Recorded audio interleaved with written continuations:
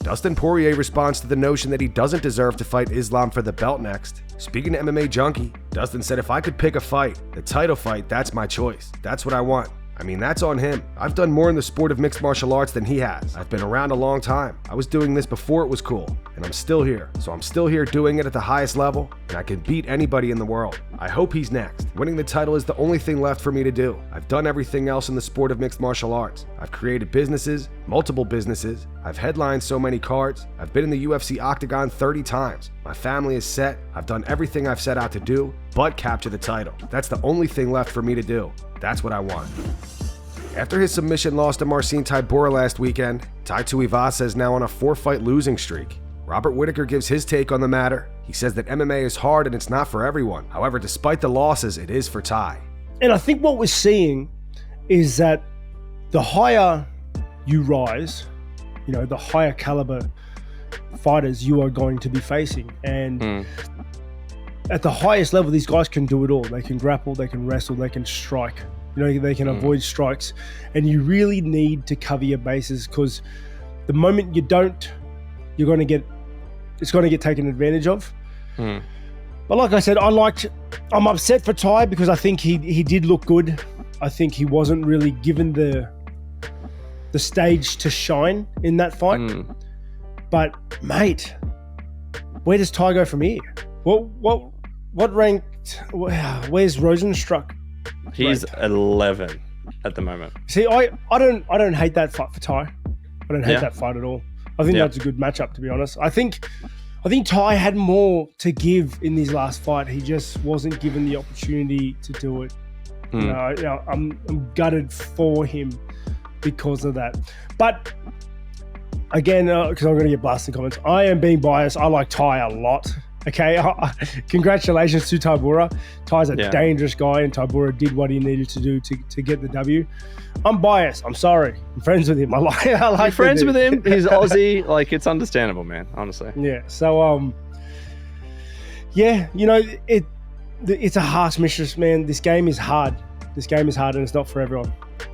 It is for Tai though, and like I said, I just don't think he was given the platform to really showcase what he's been working on. And I just want to see him get back in there and do it again. Cory Sandhagen and Daniel Cormier discuss what Tony Ferguson needs to do to get a victory. Cory also discusses what's next for him. He says he will fight absolutely anybody if it warrants him a title shot after. Do you have any advice for Tony Ferguson so that he can get a win? I mean, of course, he looks scared. He looks so scared of him. This dude looks scared. He's scared of Tony Ferguson. He's got to fight someone that isn't that good. That would be my advice. Is he not good anymore? Who, Ferguson?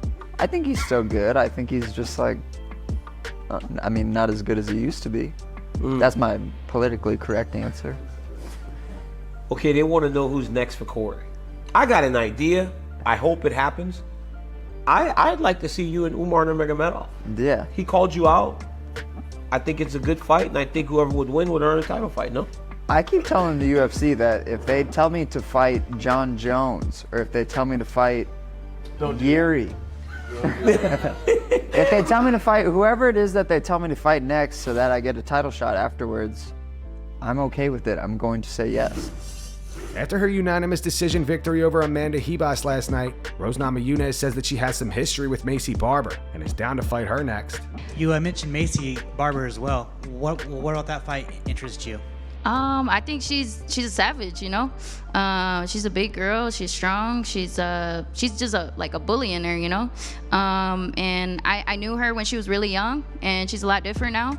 And she used to kind of like call me out back when she was younger and things like that. So I think it's kind of funny, but she's really tough, and that would definitely motivate me and get me going every day, because I know she throws with really bad intentions, but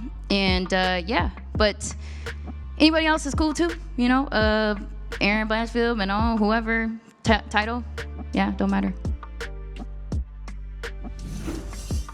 In yesterday's video, we reported on Garry rejecting the idea of fighting Michael Venom Page next.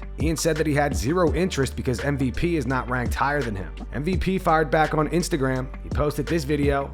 In the caption, he wrote, "Hindsight is a funny thing." Michael Venom Page, do you see him as a guy that could maybe break into the rankings soon and maybe even a future opponent for you one day? There's no way he beats him. So no. There's no way. At UFC Vegas 89 last night, Igor Severino was disqualified in his fight against Andre Lima for biting him. After the fight, Lima got the bite marks tattooed on him. Salve Barna, olha o Barna aí, ó. E aí, Barnoca, é nóis. Dana White gave his reaction to this ordeal. Dana reposted the tattoo to his Instagram story. He wrote, "I was going to give him $25K. Now I'm giving him $50K. This is awesome." Dana also released Igor Severino. Dana said if you get frustrated and want out of the fight, there are plenty of ways to do it. But the worst thing you can do is bite your opponent. Now you get cut and lose the biggest opportunity of your life. Not to mention, he's going to have real problems with the NSAC. Andre Lima discussed the bite at the post-fight press conference. Here's what he had to say. So, I mean, we were exchanging really well at that point, and then he tried to take me down. Basically, I mean, I went down, but I got up, and as I was getting up, I yelled because I felt pain, like very sharp pain, and I really thought that the fence had gotten into me. That's what I thought it would happen. I started yelling as I was like, ow, ow, ow, and they started looking at me. I was like, listen, I don't know what's happening here, but I really thought it was the fence because I was like, there's absolutely no way he would have bitten me, especially with the way the fight was going. It was back and forth. It was good for him. It was good for me. It had a lot of potential to be the fight of the night. So that's when that's when I started yelling. I was like, I feel the pain, and then later I realized like he bit me, and that's why I said he bit me. And that's going to wrap it up for the news. Thanks for watching. For daily MMA news and content, subscribe to Full Mount MMA and click the bell icon to be notified when we post videos. Here are the 3 top comments from last video. The first one's from the Matic3893. It says, if Ian only fights numbers higher than his, then by that logic, everyone higher than him doesn't need to fight him. The second one's from Hard Hitters Inc. Because Ian saw how he did Kevin and doesn't want to be embarrassed, as much as he already is. And the final one's from Trips and Dub 2083. It says, Ian Garry looks like a Space Jam alien. Those were the 3 top comments from last video. If you want to be featured in the next one, all you have to do is comment down below. And if you missed yesterday's news, click the video on screen right now to get caught up.